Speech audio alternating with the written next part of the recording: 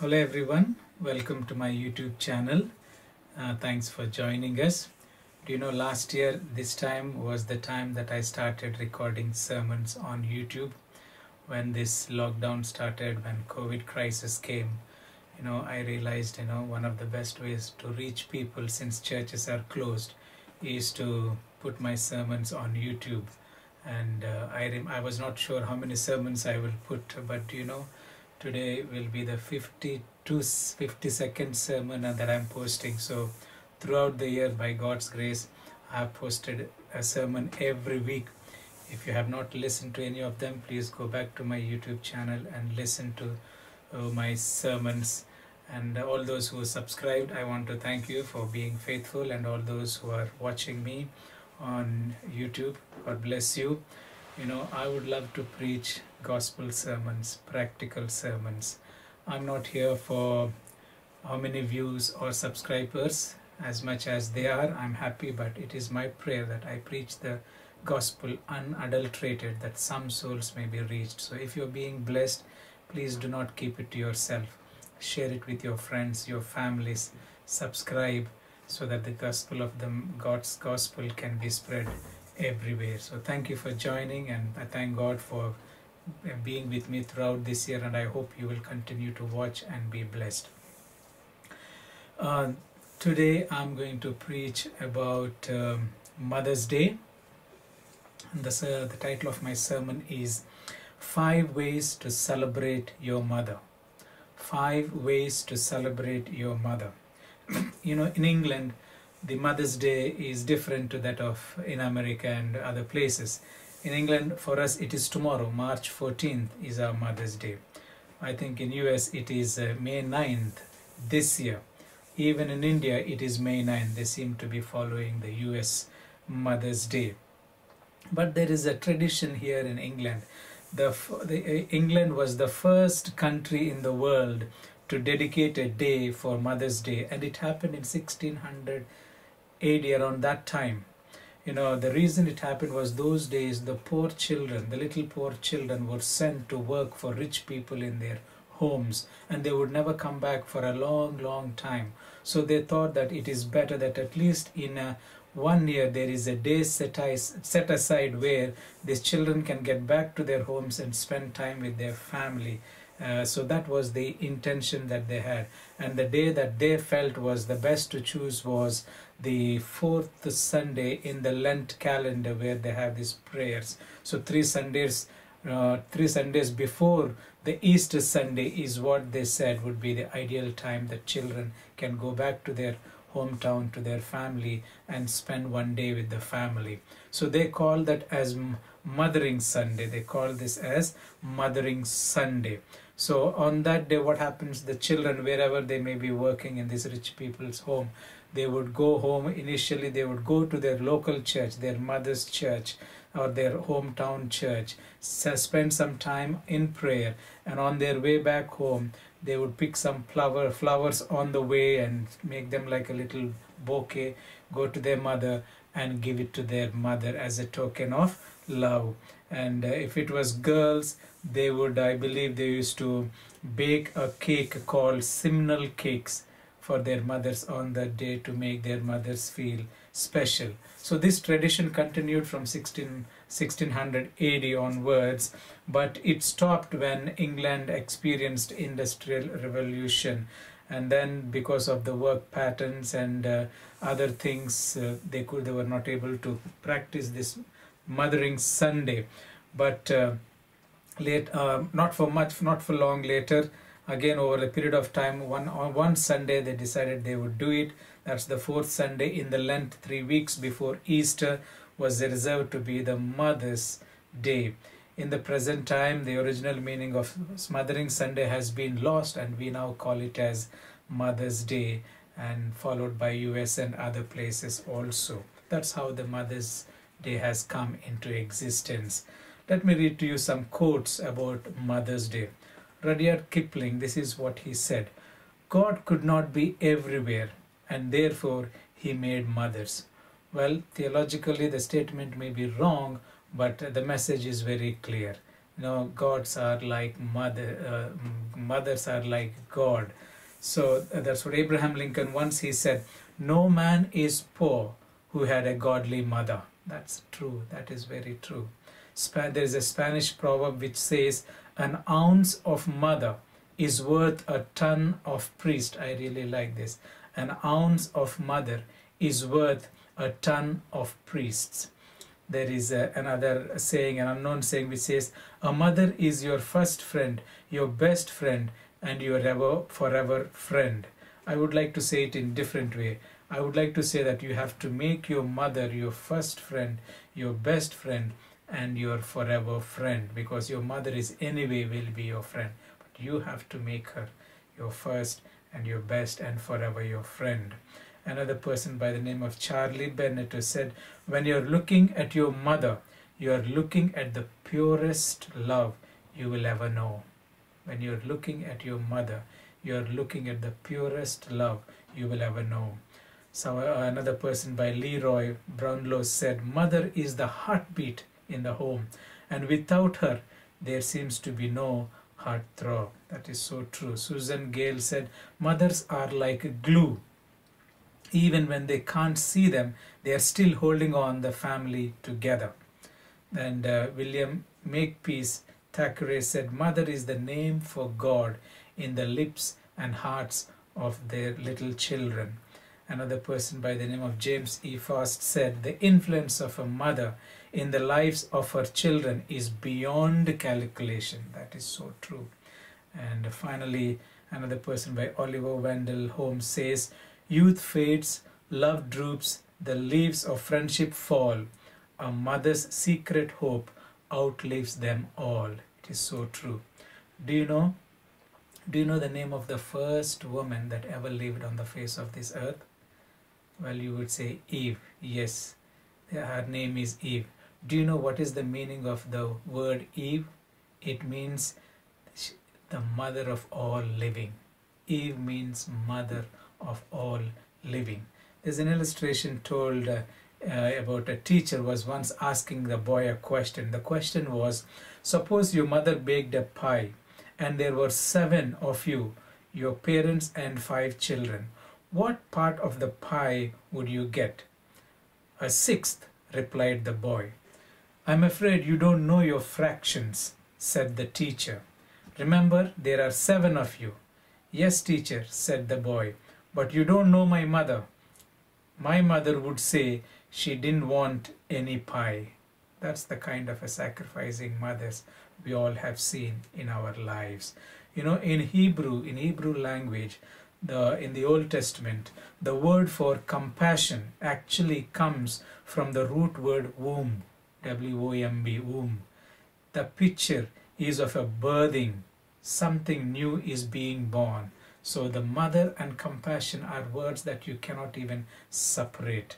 This is the kind of mothers we all have and that God has given to each one of us. There are so many examples of great mothers that have contributed to the greatness of their children. I just want to mention few of them. Have you heard of Thomas Edison? It is said, when somebody says, I ask you, who was greater, Thomas Edison or his mother? And when it is told that when he was young lad, his teacher sent him home with a note which said, your child is dumb. We can't do anything for him. Then his mother, Mrs. Edison, wrote back, you do not understand my boy. I will teach him myself. And she did, with results that are well known. We know what Thomas Edison has become. Mother never gave up. Teachers gave up, but mother never gave up. That's the kind of woman. A woman is the mother. Now there's another story. This is an amazing story of another illustration told. Years ago, let me read it. A young mother was making her way across the hills of South Wales, carrying her tiny baby in her arms, when she was overtaken by a blinding blizzard. She never reached her destination, and when the blizzard had subsided, her body was found by searchers beneath a mound of snow. But they discovered that before her death, she had taken off her outer clothing and wrapped in it about her baby. When they unwrapped the child, to their great surprise and joy, they found he was alive and well, but the mother was dead. She had mounted her body over his and given her life for her child, proving the depths of her mother's love. Years later, that child, the name is David Lloyd George. People from Britain know that child. When he was grown up, he became the Prime Minister of Great Britain, and it is said without doubt he is one of the England's greatest statesmen. That's the kind of mother's love that we are talking about. You know, we all know Charles Spurgeon, the Prince of Preachers here in England. This is what he said about his mother. I cannot tell how much I owe to the prayers of my good mother. I remember her once praying, "Now, Lord, if my children go on in sin, it will not be from ignorance that they perish, and my soul must bear swift witness against them at the day of judgment if they lay not hold on Christ and claim him as his personal Savior." Look at the conviction that Charles Spurgeon had about his mother praying for him. Another example is Susanna Wesley. We all know she was the mother of this great man, Charles and John Wesley, who were the founders of the Methodist Church that spread all over the world. This woman was a woman of prayer and commitment and dedication to her children. The story is told about her that she actually had 19 children. Can you imagine? Out of them, 9 of them died in infancy. Only 10 survived. At one point of time, her husband had some kind of a dispute with her and left home almost for a year and did not come. And she was all by herself with all these 10 kids, little children, to take care of them. Can you imagine one woman taking care of all these children? During the absence of her husband, this is the letter that she wrote to him. "I am a woman, but I am also the mistress of a large family. And though the superior charge of the souls contained in it lies upon you, yet in your long absence I cannot but look upon every soul you leave under my charge as a talent committed to me under a trust. I am not a man nor a minister, yet as a mother and a mistress, I felt I ought to do more than I had yet done. I resolved to begin with my own children, in which I observe the following method. I take such a proportion of time as I can spare every night to discourse with each child apart. On Monday, I will talk with Molly. On Tuesday with Hetty. Wednesday with Nancy. Thursday with Jackie. Friday with Patty. Saturday with Charles, and so on." Can you imagine? Taking care of 10 children. She says, "I have this great responsibility. Every night I will take time to talk with each child independently, pray with them, teach them the values of life, to grow in the grace of God and to be obedient." Can you imagine growing 10 children or rearing 10 children and still having time for each of them every day to talk and to teach them the values of life? What a committed mother she was. And what happens next? We know the rest of the story. 2 of her children, John and Charles Wesley, have become great preachers.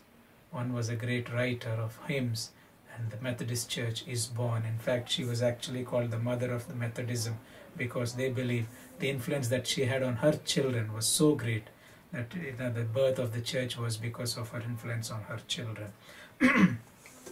We also know, right in our Adventist circles, a man who always talks about his mother, Dr. Ben Carson. His mother's name was Sonia Carson. She was hardly educated, but she had made a very impact on his own life. When she died, this is the post that he put on his Facebook page on November 8th, the year that she passed. He says, "All that I am is because of the love of my mother," wrote Carson in a tribute. He also says, "She was one of God's greatest blessing to me, and it was her foresight and discernment that pushed me to reach my dreams." Because his father left him when he was little. His mother was all alone, working from home to home, doing domestic works. She was not very educated, but yet she made sure that her children are cared for and given good education. So he gives his greatness to his mother. So we have so many examples like this. We have some Bible examples. Jochebed, the mother of Moses. Can you imagine? First 12 years of his life, he lived with his mother. The kind of training she gave him. Even though he went to palace, he saw all the luxuries of life, all the pleasures of life. The Bible says he was never contaminated with them. He chose rather to suffer with God's children than to enjoy the pleasures because of the way his mother brought him up for the first 12 years. That's the impact she had in his life. Then we also know Hannah, the mother of prophet Samuel. She, for the 3 years that the boy lived with her, she nursed him. And when she gave him to the church, to the temple at 3 years, every year she would go with clothes and give him whatever she needs and train him, talk to him. He became one of the greatest prophets that the children of Israelites ever had seen. And Mary, the mother of Jesus, was also an amazing mother. You know, Jesus grew in her arms when he was a little boy. When he was 12, when they lost him in the temple, her heart broke. She went back to look for him. You can see how much she loved him. At that one point of time when he grew up, when people were ridiculing him that he's possessed by devil and all that he's doing is, somebody says to Jesus, your mother and your brothers came. The mother says, and we know the story, she was so concerned about his well-being, she actually takes him home. Then when this mother was the one who knew his potential from the beginning. So when there was crisis on the wedding in Cana, she is the one who said, talk to him and do what he says, because she knew his power. She initiated his power. She knew his potential and she brought it out, because as a mother, she sensed who her son was. And in her, when Jesus was struggling between life and death at the cross, mother was there. I'm sure her heart was broken more than what everybody could experience there. While Jesus' heart was broken for the sins of the world, her mother's heart was broken. He was there, and she was there, going through that agony of a mother seeing her own child on the cross. That's the kind of mother. Jesus loved her mother so dearly. He never forgot her. Even before he died, he thought of how her mother would survive. He calls John the beloved and says, John, here is the woman, here is the mother. Please take care of her for me. In fact, the scripture says from that day onwards, John took her to his home and took care of her. That's the kind of mother Mary was. And there's another mother of Timothy and grandmother, Eunice and Louis. Bible speaks so highly of them. Look at 2 Timothy 3:15. And that from childhood you have known the holy scriptures, which are able to make you wise unto salvation. Timothy was able to know the scriptures from his childhood. It is because of his mother and grandmother. That's what Paul says in 2 Timothy 1:5, when I call to remembrance the genuine faith that is in you, which first dwelt in your grandmother Lois and your mother Eunice, and I am persuaded it is also in you. So look at the influence of a mother and a grandmother in the life of a young preacher, Timothy. And Paul recognized all that what was Timothy was credited to his mother and grandmother. In the Bible, Jesus' love, God's love, is actually compared to that of a mother. Isaiah 66:13 says, as one whom his mother comforts, so I will comfort you, and you shall be comforted in Jerusalem. When it comes to Jesus comparing what kind of a comfort he gives to us, he's saying, like how your mother comforts you, I'm going to comfort you. The word comfort and mother cannot be separated. The word compassion and mother cannot be separated.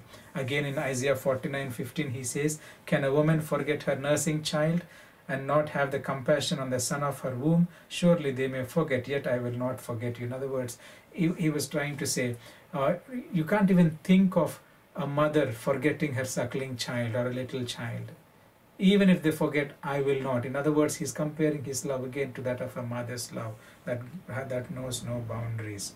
So, having this information, how do I celebrate my Mother's Day or your Mother's Day? For us, sometimes celebrating Mother's Day means that we give a phone call on that day, or send a card to them, or visit them on that day, give them a hug and a kiss and say, Mom, I love you, happy Mother's Day. Or we would take some gifts like flowers or something that they like and give it to them, or take them out for a dinner and make them feel loved on that day, or give them some money and say, go Mom, go on a holiday, things like this. But do you know what?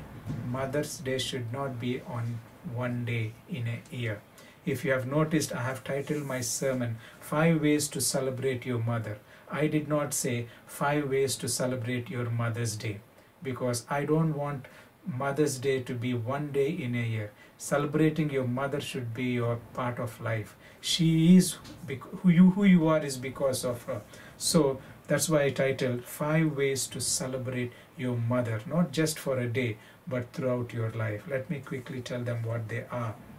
Number 1, obey your mother.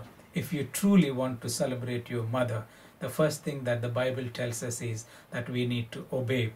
Ephesians 6:1-3 says, "Children, obey your parents in the Lord, for this is right. Honor your father and your mother, which is the first commandment with a promise, that it may be well with you and you may live long on this earth." That it says, among the 10 commandments, there's only one commandment that comes with a promise. Children, obey your parents. And what happens when you obey? You will live long upon this earth and it will be well with you.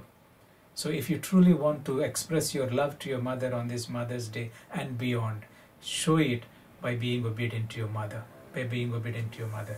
Some of us find our own way and our own things when we get older, and we think that we don't have to listen. No, I want you to remember that mother will always remain mother. Even if you're 60 or 70, and if your mother is still alive, you are still her child.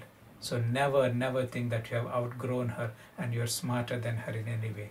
Learn to obey your mother, no matter how big you become or how big you grow. Always obey your mother. The second way to celebrate your mother is follow her instructions and her teachings. This is what the wise man Solomon in the Proverbs, in the very first chapter, when he begins sharing the words of wisdom in the very first chapter in Proverbs, this is what he said, verse 8 and 9. "My son, hear the instruction of your mother. Do not forsake the law of your mother. Do not forsake the law of your mother, for they will be graceful ornaments on your head and chains about your neck." He says, do not forget what your parents have taught you. Do not forget the instruction of your mother, the teaching of your mother. Whatever she has taught you when you were a kid, whatever she has taught you when you were small, sometimes we don't listen, but those are valuable lessons that no book can teach. So Solomon, the wisest man, is saying, do not forget the teaching of your mother, or your parents rather, and the teaching of your mother. So my second point is follow her instructions and teachings. If you truly love your mother and want to honor her and want to celebrate her, follow her teachings. There's no point of saying, "Mom, I love you," and when you don't listen and do what she expects you to do. That's what Jesus said. All those who say, "Lord, Lord," will not be entered into the kingdom of God, but only those who do the will of my Father. Bible also says, if you say you love God and hate your brother, you're a liar. Bible also says, if you love me, keep my commandments. So if you truly love your mother, obey her. And second, follow her instructions. The third one is respect your mother. Respect your mother. We are living in a culture where we become so selfish. It is all about me and me. When we grow to a certain age, we don't even care for our parents. We don't even show the respect that is due to them. We even forget the hardships that they have gone to bring you up and to make you who you are. I know of stories where parents sacrificed everything for their children, and when they became old, they don't even care for their parents, have no respect for them in any way. If you truly want to celebrate your mother, the third point is respect your mother. Why do I say that? Look at what Leviticus chapter 19 verse 3 says. Leviticus 19 verse 3. "Every one of you shall revere his mother and his father and keep my Sabbaths. I am the Lord your God." It is so, when I read this, I couldn't believe myself. Respecting your parents, Jesus actually connects this to keeping Sabbath. We are asked to keep the Sabbath. Remember to keep the Sabbath day holy. In this text, he's saying, you must reverence my Sabbath. And in comparison to that, he's saying, you must show your reverence to your mother and your father and also keep my Sabbath. Look at the connection he's bringing together. Sabbath is a holy day. Your parents are, he's comparing them almost to the Sabbath, saying that how much you respect the Sabbath. That's the kind of respect you must have to your parents. You must revere them. What does it mean?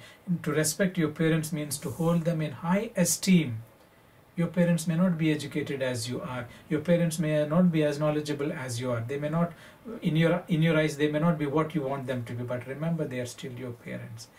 Hold them in high esteem in your life. Never look down upon them. Never humiliate them. Hold them on high. Even if they have made some mistake, hold them on high. You are what you are because of your parents. When you are a child, you are so helpless. They did everything for you. Just because now you grow up, you got your wings to fly around, doesn't mean that you can disrespect them. I know of children so disrespect to their parents because they're so selfish. They want what they want. They shout at the parents. They take whatever they want. They don't even care for their health. They don't even care for their any concerns. That's not how you celebrate. You just can't give a phone call on a Mother's Day, give a hug and a kiss and a gift and say, Mom, I love you. And for the rest of the year, you don't even care to visit them. Show your respect to your parents. That's what the third one I'm telling. Bible says, show your respect to your mother. The fourth one I would like to tell you is make your mother happy always and bring joy to her life. Look at how the Proverbs, again the wise man talks about this in Proverbs chapter 23 verse 24 and 25. He says, the father of the righteous will greatly rejoice, and he who begets a wise child will delight in him. Now look at next one. Let your father and your mother be glad. The last part of the verse 25 says, and let her who bore you rejoice.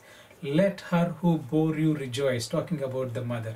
As a child, no matter how big you are, how small you are still a child to your mother. You know what is the instruction from the wise man? Let her who bore you rejoice.